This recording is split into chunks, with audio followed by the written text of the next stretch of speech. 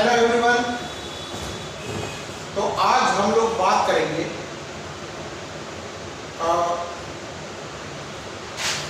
आपकी जो एनटीएससी में जो आपको वर्कशीट दी है, वर्कशीट नंबर 2 हमारे पास जो है वर्कशीट नंबर 2 है, उसकी हम लोग बात करेंगे, है ना।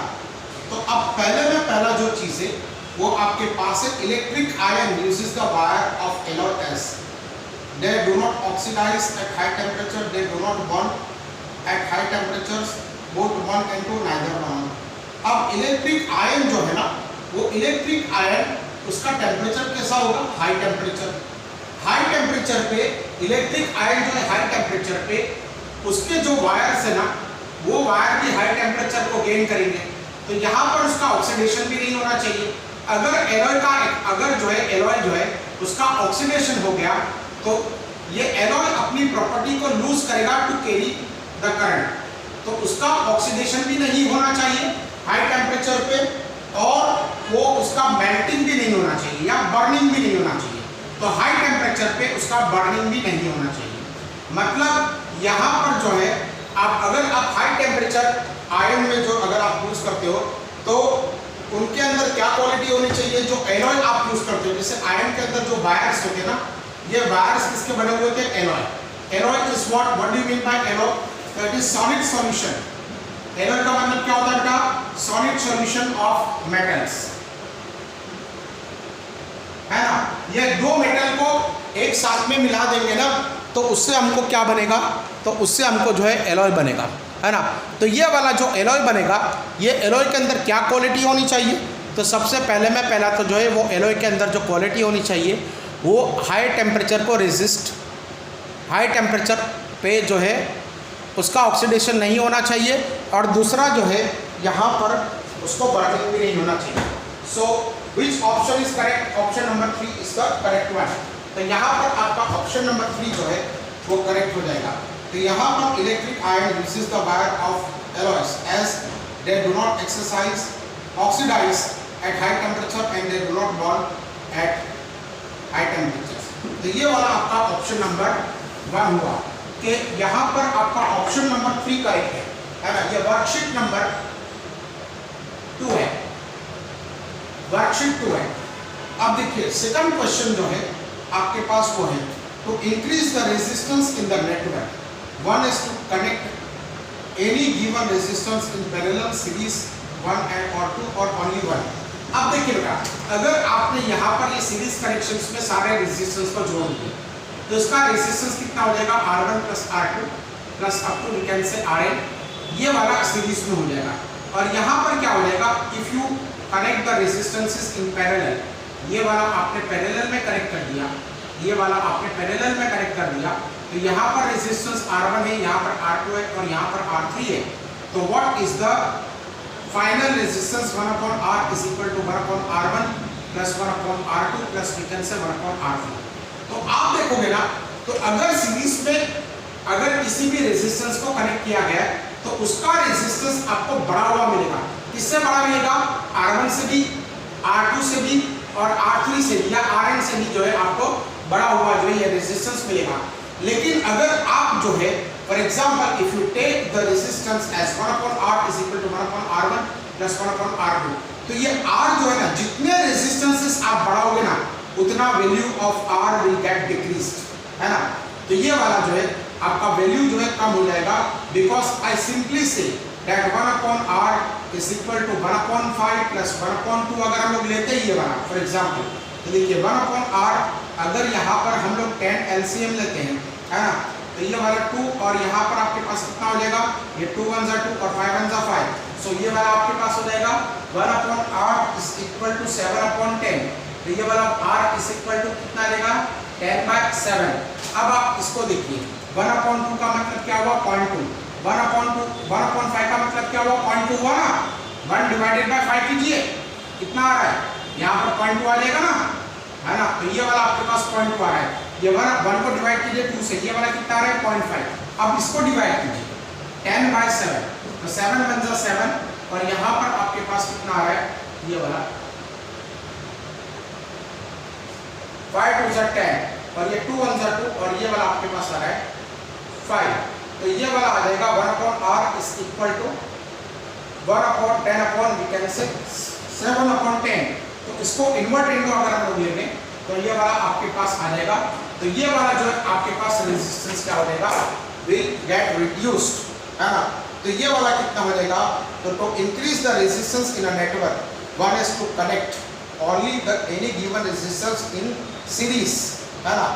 तो ये वाला आपके पास जो हो जाएगा सीरीज, और पैरेलल में भी हो सकता है। देखिए यहाँ पर जो रेजिस्टेंस आपको मिलेगा ना, ये कितना मिलेगा 1 पॉइंट, यहाँ पर आपने 7 1 7 पॉइंट लगा 0.0, मतलब यहाँ पर आपके पास क्या आ जाएगा 7,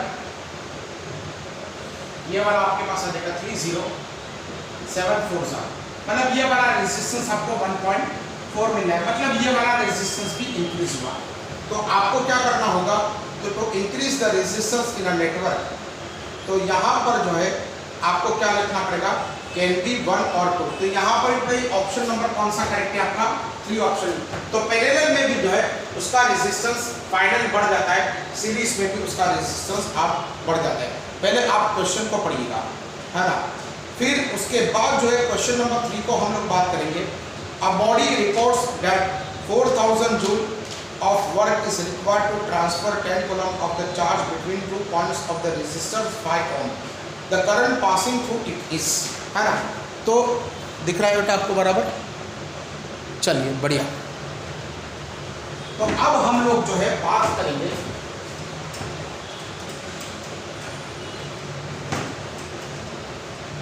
क्वेश्चन नंबर 3 के बारे में। आपने देखा क्वेश्चन नंबर 3, देखिएगा बेटा। तो a boy records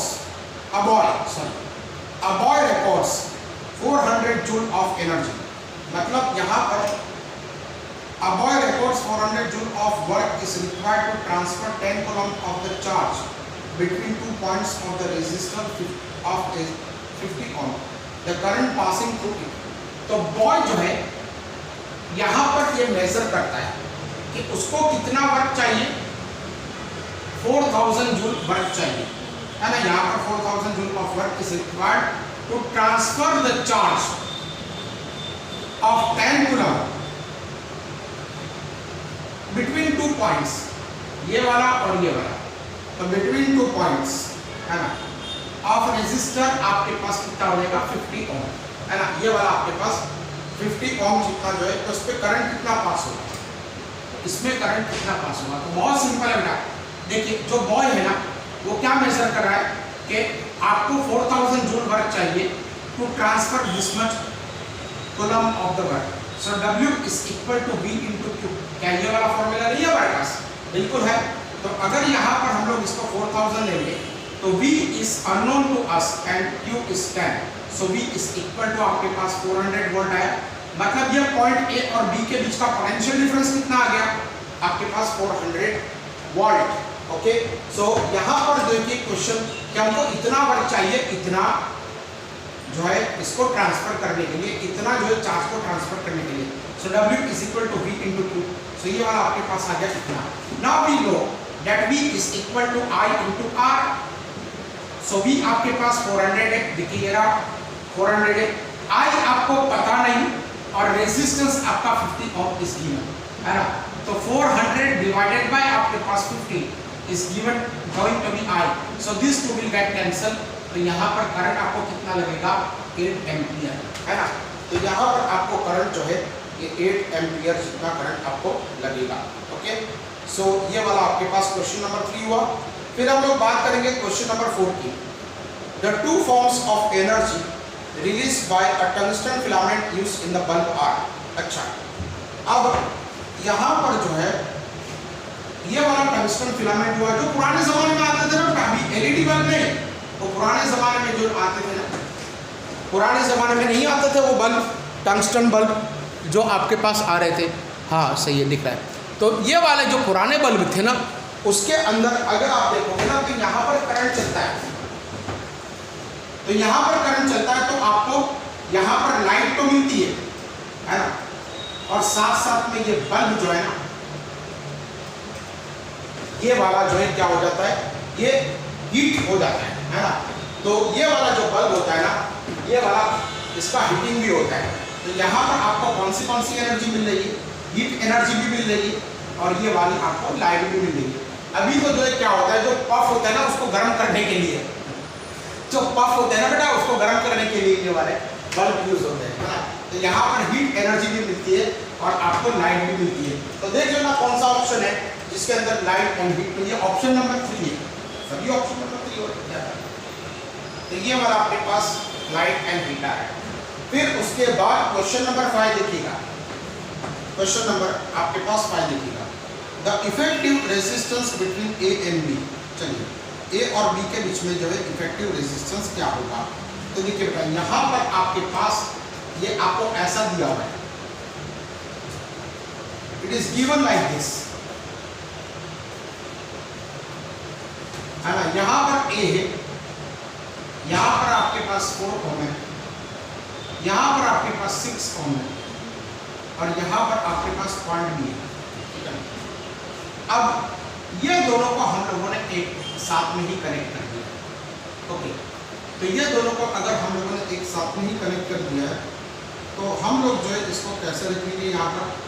तो the effective resistance between A and B, तो देखिए इसको हम लोग ऐसे रखेंगे, ये वाला आपके पास suppose this point is C, है ना, और इस पॉइंट को हम लोग बी मान लेंगे। चलिए यहाँ तो ए और सी के बीच में, ए और सी इसके बीच में जो है आपके पास क्या है, ए और सी के बीच में आपके पास 4 ओम है, और सी और बी के बीच में सॉलिडस से ये वाला आपके पास सी और बी, है ना। तो ये सी और बी ये दोनों के बीच में जो है आपके पास रेजिस्टेंस जो है वो आपके पास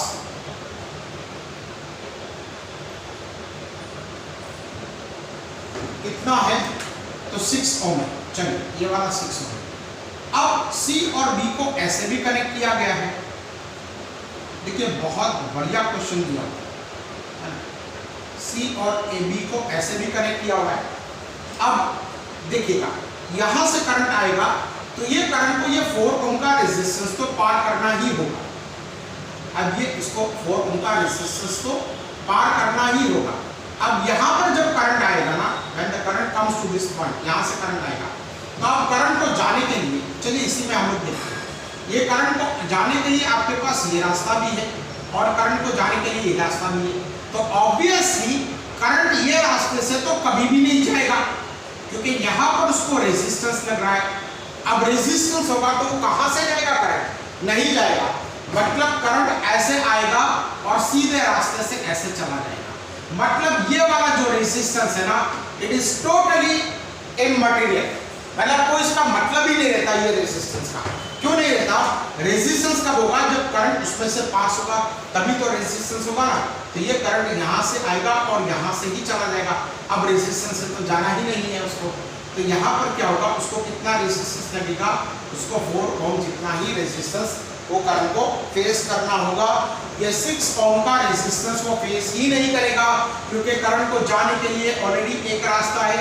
तो जब करंट को जाने के लिए सीधा रास्ता है तो वो टेढ़े रास्ते को क्यों अप्लाई करेगा, क्यों वो जो है अपनाएगा, तो it is not going to act और it is not going to go in this वे।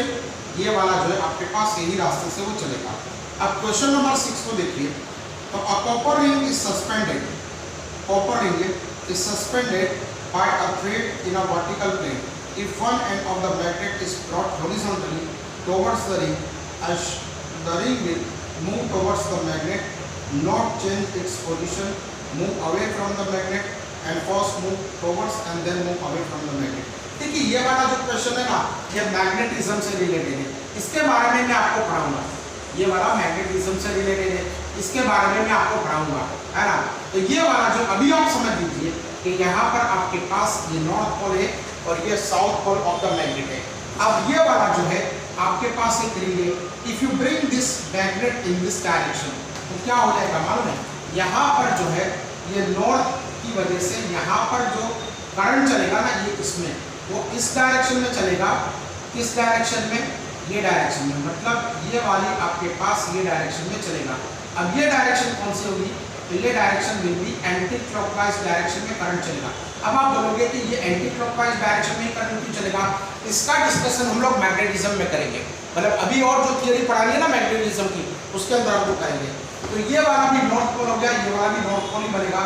तो ये रिंग जो है ना ये रिपेल करेगी, मतलब it will move away from the magnet. तो इसका भी आंसर आपके पास 3 है, इसका भी आंसर आपके पास 3 है, ये वाला आंसर आपके पास 1 है। तो ये वाला जो है मैग्नेटिज्म का जो है क्वेश्चन है, इसकी थियरी मैंने पढ़ाई नहीं है लेकिन क्वेश्चन आ गया तो मैं आपको करा देता हूँ। तो यहाँ पर ये थियरी हम लोग पढ़ेंगे, ये लेंस जो है जिसके बारे में हम लोग आगे पढ़ेंगे। तो ये वाला नॉर्थ है, तो यहाँ पर भी करंट उसी डायरेक्शन में प्रोड्यूस होगा जिस डायरेक्शन में जो है यहाँ जो पोल यहाँ पर है तो वही पोल बनने का यहाँ पर ट्राई होगा, तो ये दोनों के बीच में रिपल्सन हो जाएगा। So this is going to be your question number 6, ठीक है। अब हम लोग बात करेंगे क्वेश्चन नंबर 7 की, है ना।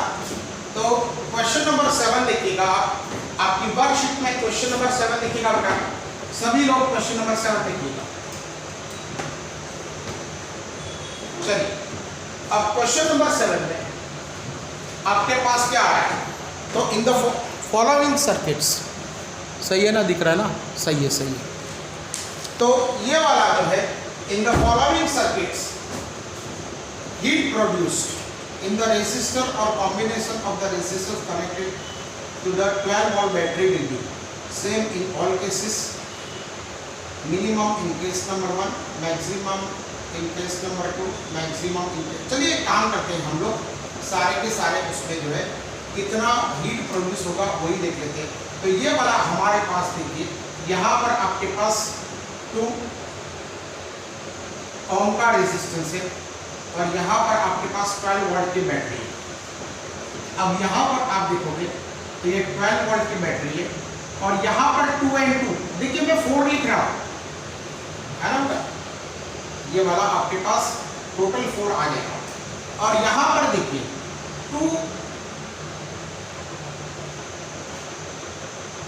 Resistors are connected in parallel, suppose ये R1 है और ये R2 है ना, और इसको हम लोगों ने यहाँ पर बैटरी से जोड़ दिया है। तो बैटरी से जो जोड़ दिया है, यहाँ पर 12 वोल्ट की बैटरी यहाँ पर दी है, तो इसका इफेक्टिव रेजिस्टेंस कितना हो जाएगा, ये भी आपके पास 2 ओम है और ये वाला भी आपके पास 2 ओम है। तो यहाँ पर इफेक्टिव रेजिस्टेंस कितना हो जाएगा, इट इज 1/2 प्लस 1/2। तो ये वाला कितना हो जाएगा, 1/2 इज इक्वल टू 2/2, है ना, ये 1 plus 1 2 divided by 2, so 1/r is equal to 1, so r is equal to आपके पास 1 हो जाएगा। तो ये वाला कितना हो जाएगा आपके पास, ये टोटल मिला के आपको 1 ओम का रेजिस्टेंस ही देगा। कितना देगा बेटा, 1 ओम का रेजिस्टेंस देगा। अब ये कितने वोल्ट की बैटरी है, 12 वोल्ट की बैटरी, तो ये 2 ओम, ये 4 ओम और ये 12 ओम। तो सबसे ज़्यादा मैक्सिमम किसमें होगा, इसमें, क्योंकि रेजिस्टेंस ज़्यादा होगा उतनी हीट जो है यहाँ पर जनरेट, फिर उससे कम इसमें होगा और सबसे कम जो है इसमें होगा। मतलब सबसे ज़्यादा जो है आपको हीट यहाँ पर मिलेगी, उससे कम यहाँ पर मिलेगी और उससे कम जो है यहाँ पर मिलेगी। Now look at the questions, same in all cases नहीं होगा, मिनिमम इन केस नंबर 1 तो मिनिमम भी नहीं होगा, maximum in case number 2, yes maximum in case number 2 होगा, मैक्सिमम इन केस नंबर 3 नहीं होगा। तो ऑप्शन 3 यहाँ पर भी करेक्ट है, ऑप्शन 3 यहाँ पर भी आपके पास करेक्ट है, ठीक है ना। अब क्वेश्चन नंबर 8 के बारे में हम लोग देखते हैं। तो क्वेश्चन नंबर 8 है, विच of the following represents a voltage. तो हम लोग W इज इक्वल टू, हम लोग मानते हैं V इंटू Q है, तो यहाँ पर voltage is equal to W/Q होगा। W हम लोग मेजर करते हैं जूल में, W हम लोग मेजर करते हैं जूल में, और Q मेजर करते हैं कूलम में। अब हम लोग इसके वो देखते हैं। तो which of the following represent voltage, work done by current into time. Yes, देखिए ये वाला आपके पास V is equal to W/ we can say Q, है ना। So W is equal to W और Q की जगह पे हम लोग क्या लिखेंगे, I इंटू T लिखेंगे ना, because I is equal to Q/T। ये वाला फॉर्मूला है या नहीं है हमारे पास, तो I इंटू T ये वाला कितना हो जाएगा, तो work done upon current into time. ये वाला ऑप्शन नंबर 1 है वो करेक्ट आपका है।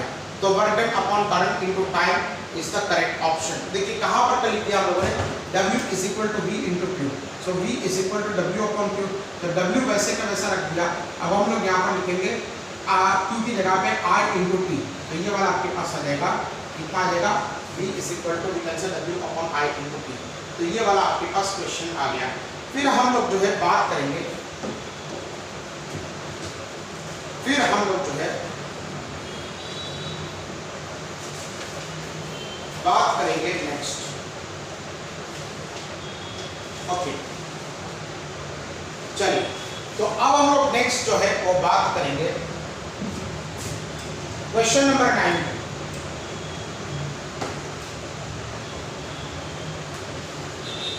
क्वेश्चन नंबर 9 देखिए। तो क्वेश्चन नंबर 9 ये, if a wire of resistance 1 ohm is placed to double its length, then the resistance will be। देखिए यहाँ पर वायर जो था ना, उसका रेजिस्टेंस कितना था, 1 ohm। उसकी लेंथ कितनी थी, तो उसकी length suppose L1 is equal to L2, और उसका क्रॉस सेक्शनल एरिया कितना था, तो क्रॉस सेक्शनल एरिया आपके पास A है ना। अब हम लोग क्या करते हैं, ये वाली उसकी प्रीवियस कंडीशन थी, ये वाली उसकी प्रीवियस कंडीशन थी। अब क्या हो रहा है, ये वायर को हम लोग लेंथ कितनी बनाते हैं, उससे double. Now R2 is unknown to us, और इसकी लेंथ कितनी बनाते, डबल बनाते। कोई बोलेगा कहां से लाए, आप ही ने तो कहा है कि if a wire of resistance 1 ohm is placed to the double of its length, है ना। तो ये वायर को आप जो डबल बनाते हैं, तो यहाँ पर ये वायर का वॉल्यूम तो सेम रहेगा। तो वायर का वॉल्यूम जो है अगर हम लोग सेम रखेंगे, V1 is equal to V cancel V2, जिसका वॉल्यूम क्या होगा, पाई R1 स्क्वायर। लेकिन हम लोग इसको ऐसे लिखेंगे L1, या इसको A1 इंटू L1 लिखेंगे, और यहाँ पर आपको A2 into V cancel L2 लिखेंगे। ऐसा भी लिख सकते हैं ना। ये वाला आपके पास जो वायर है, इसका शेप कौन सा होगा, वायर का शेप सिलिंड्रिकल। तो cylindrical is equal to pi R1 square L1, और यहाँ पर pi R2 square into V cancel L2, ऐसा लिखेंगे ना। पाई R स्क्वायर H होता है ना, H की जगह पे हम लोगों ने L ले लिया। तो ये वाला कितना होगा, cross sectional area of 1 into length L1 is equal to L। ये वाला क्रॉस सेक्शनल एरिया आपके पास A2, और length is equal to V cancel 2L। So L cancel हुआ, so A2 is equal to आपके पास क्या हो जाएगा, A1 अपॉन 2, है ना। तो ये इसका एरिया जो क्रॉस सेक्शनल एरिया है वो आधा हो गया। समझ में आया मैं क्या कह रहा हूँ। देखिए मैं आपको ऐसे बता रहा हूँ कि पहले ये वाला वायर अगर वो इसको माइक्रोस्कोप में देख रहे हैं तो ये ऐसा था, अब ये वाला वायर ऐसे हो गया है। मतलब क्या, मतलब जो है ये है कि यहाँ पर क्रॉस सेक्शनल एरिया A1 था, अब यहाँ पर जो क्रॉस सेक्शनल एरिया है वो A2 हो गया है। इसकी लेंथ जो L थी, अब वो लेंथ बढ़कर जो है आपके पास 2L हो गई है, ठीक है ना। तो अब जो है यहाँ पर इसका cross sectional area, now what is the value of R1, it is rho into L1 by A1, है ना, याद है ना आपको। और R2 क्या है, रो into we can say L2 by A2। What is this rho, rho is the resistivity. ये वाला क्या हो जाएगा, rho is we can say resistivity. तो अब जो है रो R1 is equal to rho into L1 by A1 and R2 is equal to rho into L2 by A2. Now if I take R2, ये रो तो वैसे का वैसा रहेगा। अब जहां पर मुझे L2 दिखाई देगा वहां पर मैं 2L लिखूं तो किसी को कोई प्रॉब्लम है। यहाँ पर मुझे L2 दिखाई दिया यहाँ पर, तो मैंने इसको जो है यहाँ पर 2L लिख दिया, और यहाँ पर A2 दिखाई देगा तो मैं A डिवाइडेड बाय 2 लिखूंगा। तो यहाँ पर R2 कितना आ जाएगा, तो R2 इज इक्वल टू, ये 2 न्यूमरेटर में चला जाएगा, है ना। तो 2 इंटू 2 ये वाला हो जाएगा 4 रो L बाय A। कितना हो गया, 4 रो L बाय A। अब इसका जो है हम लोग R1 को ढूंढते, तो R1 इज इक्वल टू, देखिए यहाँ पर R1 जो है ये रो का रो, L1 की जगह पे L, L1 की जगह पे L लिखेंगे ना, और A1 की जगह पे A, है ना। तो रो L बाय A, ये तो क्या हो गया आपके पास R1 हो गया ना। तो R2 is equal to 4 into we can say A, है ना। तो ये वाला सो 4 इंटू वी कैन से रो L बाय A, तो ये वाला तो हमारे पास R1 हो गया। मतलब पहले जितना रेजिस्टेंस था ना उससे 4 गुना बढ़ गया। ये वायर को अगर हम लोगों ने खींच के डबल लेंथ का बना दिया तो उसका रेजिस्टेंस कितना बढ़ जाएगा, 4 टाइम्स बढ़ जाएगा। हाउ, देखिए उसका जो वॉल्यूम होगा वो वॉल्यूम तो जो है सेम रहेगा, वॉल्यूम जो है उसका नहीं बदलता। अगर एक शेप से दूसरे शेप में हम लोग जाते हैं ना तो वॉल्यूम चेंज नहीं होता। अब देखेंगे यहाँ पर वॉल्यूम इज इक्वल टू आपके पास इसका सिलिंड्रिकल नेचर है, तो सिलिंड्रिकल शेप के अंदर उसका वॉल्यूम होता है pi r square h, so pi r1 square L1, और यहाँ पर होता है पाई r2 स्क्वायर L2। तो यहाँ पर A1 L और यहाँ पर A2 इंटू 2L, सो A1 यहाँ पर अगर आप देखोगे ना ये वाला, तो A1 upon 2 is equal to, मतलब ये वाला हो जाएगा आपके पास A1 और ये 2 को हम लोग इधर लेके आए तो डिवाइडेड बाय A2। अब R1 क्या हो जाएगा, तो R is equal to rho L1 upon A1, L1 की जगह पे हम लोग L, A1 की जगह पे हम लोग A लिखेंगे, R2 is equal to rho L2 by A2, तो ये वाला आपके पास आ जाएगा rho into 2L by A by 2, तो ये वाला आपके पास आ जाएगा R2 is equal to cancel 4R1, ये वाला आपके पास कितना आंसर आ जाएगा। तो यहाँ पर आपके पास कितना हो जाएगा 4 ओम, क्योंकि R1 हम लोग कितना दिया हुआ है आपको 1 दिया हुआ है, तो ये वाला कितना आंसर आ जाएगा 4 ओम। सो विच ऑप्शन इज करेक्ट, तो यहाँ पर आपके पास ऑप्शन नंबर कितना करेक्ट है, 4 नंबर का ऑप्शन आपके पास यहाँ पर करेक्ट है। ठीक है ना बेटा, तो ये वाला आपके पास number 4 option is the correct one. फिर उसके बाद जो है हम लोग आगे बढ़े क्वेश्चन नंबर 10 पर। सो क्वेश्चन नंबर 10 पर हम लोग आगे बढ़ेंगे।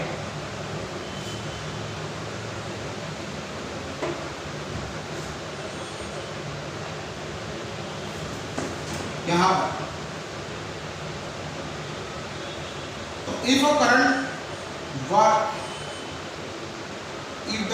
One through the resistor increase by, अच्छा यहाँ पर I होना चाहिए, इफ द करंट I, ये मुझे 1 दिख रहा है, तो if current I through the resistor is increased by 100%, assume that temperature remains unchanged, the increase in power dissipated will be, okay। तो सबसे पहले जो करंट हो रहा था वो कितना हो रहा था I, अब उसके अंदर करंट कितना हो रहा है 100% इंक्रीज। फॉर एग्जाम्पल मैं आपको बता दूं, देखिए आपके पास 100 रुपीज और उसके अंदर 100% इंक्रीजमेंट होता है, तो आपके पास 200 रुपीज हो गए। तो 100% इंक्रीज के अंदर क्या मतलब होगा, ये वाला I के अंदर दूसरा I ऐड हो जाएगा, तो ये वाला आपके पास कितना हो जाएगा 2I, मतलब now the current is equal to cancel 2I। पहले करंट आपके पास कितना था I था, अब करंट कितना हो रहा है 2I हो रहा है, तो अब करंट जो है 2I हो रहा है, तभी तो हम लोग कैसे कहेंगे ना उसके अंदर 100% इंक्रीमेंट हो रहा है, तो 100% इंक्रीमेंट का मतलब क्या हो गया, वापस कितना ही करंट उसके अंदर हो गया। Now the power dissipated will be, so power P1 is equal to cancel I1 R1 square, क्या IR स्क्वायर है ना, पावर का क्या फॉर्मूला है IR स्क्वायर, ठीक है ना, और यहाँ पर P2 is equal to cancel I2 into R2 का स्क्वायर। अब हम लोग जो है क्या करेंगे यहाँ पर देखिए, if the current through the resistor, तो रेजिस्टर तो आपके पास एक ही है, मतलब इसी में से पहले करंट I1 चल रहा है और फिर उसी में से करंट I2 चल रहा है, तो R1 और R2 लिखने की आपको कोई जरूरत नहीं है ना।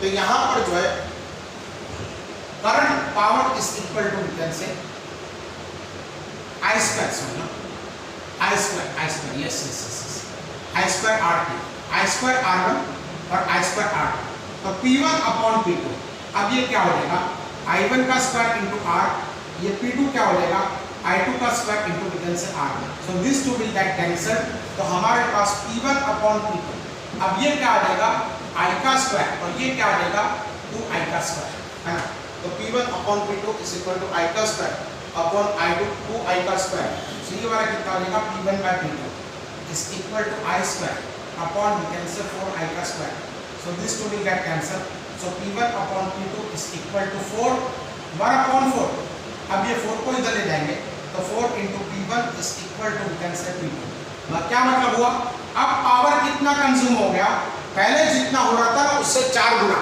पहले जितना हो रहा था उससे 4 गुना जो है कंज्यूम हो रहा है, तो यहाँ पर अब पावर कितना गुना हो जाएगा, तो power dissipated will be equal to cancel 400%, मतलब पहले जितना पावर हो रहा था उस पावर को आप 100% गिनोगे तो ये वाला पावर आपके पास कितना हो जाएगा 400%।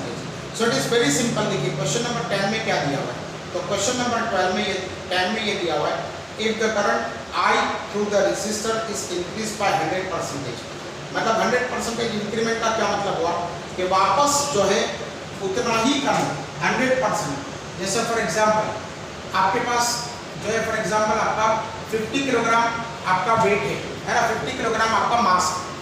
अब ये इसके अंदर 100% इंक्रीमेंट हुआ तो आपका मास कितना हो गया 100, वापस 50 बढ़ा ना, तो ये वाला आपके पास हो जाएगा। अब जो है करंट आ रहा है वो आ रहा है आपके पास 2 I, तो ये वाला आपके पास I2 आ रहा है, तो P is equal to I2R और P is equal to I2R। अभी पहले जो पावर कंज्यूम हो रहा था वो हो रहा था आपके पास डिसिपेट हो रहा था वो I2R1 और यहाँ पर I2R2। यहाँ पर देखिए R1 और R2 हमारे पास सेम ही है, तो इसको हम लोग क्योंकि उसी रेजिस्टेंस में से हम लोग पास करेंगे, सो P1/P2 is equal to R1/R2। अगर ये रेजिस्टेंस चेंज होता ना तो वो लोग यहाँ पर मेंशन करते हैं कि अब रेजिस्टेंस चेंज हुआ है, लेकिन मेंशन नहीं किया हुआ है, तो यहाँ पर I2/2I2, तो ये वाला कितना हो जाएगा आपके पास 1/4 हो जाएगा। ये वाला आपके पास कितना आंसर है, आसानी से आ जाएगा। फिर उसके बाद when 2 or more resistors are connected in parallel, है ना, तो the current passing through each resistor is same नहीं होगा, the potential difference across each resistor is same, both of the above, none of the above। Okay चलिए question number 11 को हम लोग देखते हैं।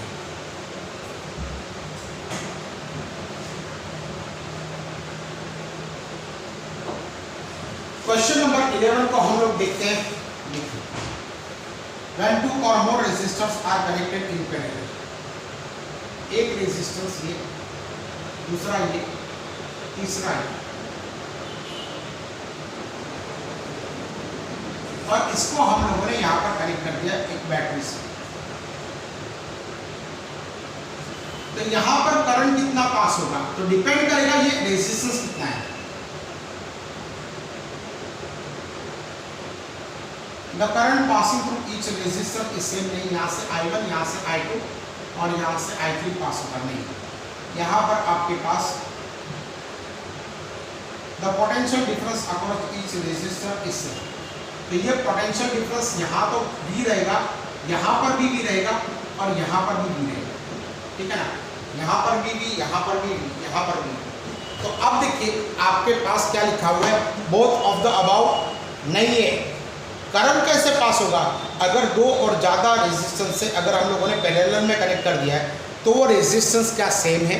अगर रेजिस्टेंस सेम हुए कि यहाँ पर जितना रेजिस्टेंस यहाँ पर है, यहाँ पर है और यहाँ पर है, ये तीन रेजिस्टेंस सेम हुआ ना, तो ये करंट भी सेम हो जाएगा। ये करंट कब सेम होगा, जब रेजिस्टेंस सेम होगी। लेकिन यहाँ पर रेजिस्टेंस तो अगर हमको ऐसा तो दिया नहीं है कि तीन रेजिस्टेंस सेम है, ऐसा तो दिया नहीं है, तो इसमें ऑप्शन जो है ना वो चारों में से कोई भी ऑप्शन करेक्ट नहीं है। अरे सॉरी, चारों में से सिर्फ सेकंड ऑप्शन करेक्ट है। हाँ तो आ जाएगा ना, सेकंड ऑप्शन करेक्ट है। Yes yes yes yes, second option correct है। तो व्हेन 2 और more resistances are connected in parallel, तो यहाँ पर the potential difference across the resistor is same, potential difference same रहेगा, करंट सेम नहीं रहेगा, है ना। फिर मतलब ये यहाँ पर ऑप्शन नंबर 11 नंबर में आपके पास 2 है, तो ऑप्शन नंबर 2 जो है आपके पास ये वाला आ गया। तो the potential difference across the resistor is same. फिर हम लोग 12 नंबर के बारे में बात करेंगे। What is mean by one cycle of AC, going 0 to plus maximum, going plus maximum to 0, going 0 to minus maximum and minus maximum to 0, all of the 3 mentioned above combined together in the same order। सही है। देखिए AC current क्या होता है, देखिए AC current जो है उसके बारे में हम लोग बात करेंगे। तो यहाँ पर जो है अगर हम लोग करंट वर्सेस टाइम का ग्राफ ड्रॉ करेंगे तो AC करंट ऐसे चलता है, AC करंट जो है ऐसे चलता है, पहले 0 से मैक्सिमम जाता है और मैक्सिमम से 0 जाता है, फिर 0 से जो है माइनस साइन पे मैक्सिमम जाता है और फिर बाद में वापस 0 जाता है। मतलब 0 टू प्लस मैक्सिमम, फिर वापस 0, फिर माइनस मैक्सिमम और फिर वापस आपके पास क्या आ जाएगा 0। तो यहाँ पर आपको क्या दिखाई देगा, तो going to 0 to plus maximum, going plus maximum to 0, going 0 to minus maximum and minus maximum to 0। तो यहाँ पर आपके पास ऑप्शन नंबर कौन सा करेक्ट है? ऑप्शन नंबर जो है आपके पास 4 is the correct one. All the three mention about combined together in the same order, है ना। तो पावर रेटिंग, चलिए अब क्वेश्चन नंबर 13 को देखिए। ये वाला क्वेश्चन नंबर आपके पास 12 था, ये वाला क्वेश्चन नंबर 12। अब 13 को देखिए। 13 ये है, power rating of an electrical appliances indicate the rate of consumption of electrical energy, amount of heat evolve, brightness of the light, quality of the light, quality of the appliances. तो ये वाला जो है rate of consumption of electric energy. अच्छा, power rating कैसा होता है मालूम है? ऐसा दिखाई देता है 200 वोल्ट पे, मतलब पावर रेटिंग ऐसा आपको दिखाई देगा 100 वॉट, 200 वॉट। ये आपको पावर रेटिंग, अभी कोई भी इलेक्ट्रिकल अप्लायंसेस देखोगे ना तो उस पर आपको पावर रेटिंग ऐसा दिखाई देगा। कैसे? 100 वॉट 200 वोल्ट पे, मतलब वो 100 वॉट पावर देगा 200 वोल्ट पे। तो ये क्या दिखा रहा है मालूम है? तो rate of consumption of electrical energy, तो rate of consumption of electrical energy ये तो पावर हो गया, ये नहीं दिखाई देगा, है ना। अमाउंट ऑफ हीट इवॉल्व भी नहीं दिखाई देगा। Quality of the appliances, option 4 कि वो अप्लायंस जो है उसकी क्वालिटी क्या है उसके बारे में आपको दिखाई देगा। तो क्वालिटी ऑफ द अप्लायंसेस, जैसा जो है उसका पावर ज़्यादा होगा कम वोल्टेज पे तो अच्छी क्वालिटी का होगा, है ना। तो quality of the appliances. Alloys are, question number 14 को देखिए। Alloys are usually used in electrical heating device because resistivity of an alloy is generally higher than that of the constituent element. Alloys do not oxidise at high temperature. अब हम लोग जो है electrical heating जो appliances है, जैसे heater है या तो फिर जो है इलेक्ट्रिक आयन है, उसमें हम लोग एलॉय क्यों यूज़ करते हैं? तो वो दोनों रीज़न है कि उसकी रेजिस्टिविटी हायर है। रेजिस्टिविटी हायर है का तो क्या मतलब होगा? रेजिस्टेंस भी हायर होगा। रेजिस्टेंस हायर होगा तो क्या होगा? हीट भी ज़्यादा जनरेट होगी। तो यहाँ पर अगर आप देखोगे क्वेश्चन नंबर 14 को,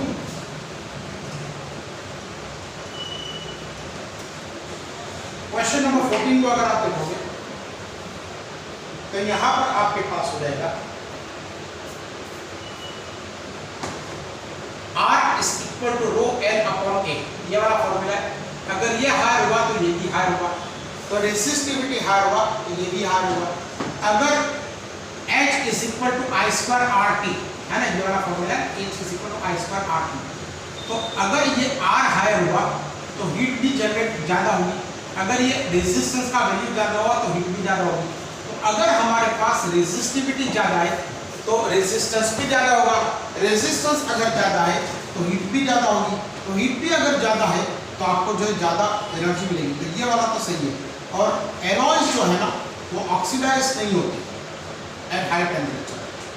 तो यहाँ पर ऑप्शन नंबर 3 जो है वो करेक्ट ऑप्शन है ना। तो ये option number 3 is the correct option. ठीक है बेटा, तो आज हम लोग इतना ही रखते हैं। बाकी के क्वेश्चन नंबर 15 से हम लोग नेक्स्ट लेक्चर में देखेंगे। ठीक है।